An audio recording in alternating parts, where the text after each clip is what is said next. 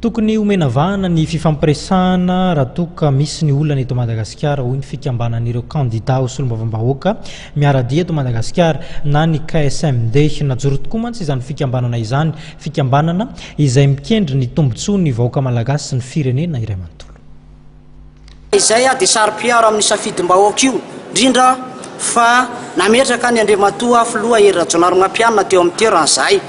dia io zahay hoe raha misy ny zavatra azo fampiresahana eto amin'ny firenena aloha mifanantona fefa ao anatin'ny fahaseranana ny vahoaka malagasy fa tafajoro ara-panjakana ny KSMD manirana ny Madagasikara tena kozay président miresaka aminareo eto izahay dia mahita ny toe-draram-pirenena eny fa na dia nandalo fotoan-tsarotra aza amin'ny firenena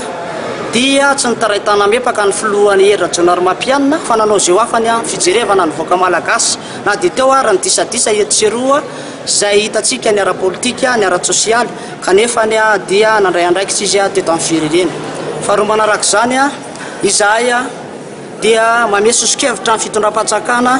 azo vaina tsara ny karazana rivotra politika eto amin'ny firenena mba hijerevana ny disadisa sy ny fampitondrana eto amin'ity firenena ity. Ohatrany amin'izany ny 4 ny député parlementaire ao Tsimbazaza azo eritreretin'ny sasany fa karazana ohatrany hoe tombontsoa manokana izay dia manindro hoe amin'ny maha-candidat anay tsy tombontsoa io fa zavatra efa nisy io hatramin'izay ary moin io entina hiasa satria be da be ary tsy azotsika idina tsity zany fa ny distrika manirana ny nosy ny akamarony dia sary-dalana daholo mihetsika an'izany mananara Maroantsetra iny Androa iny karazana iny amin'ny faritra Mahajanga iny Ambatobonia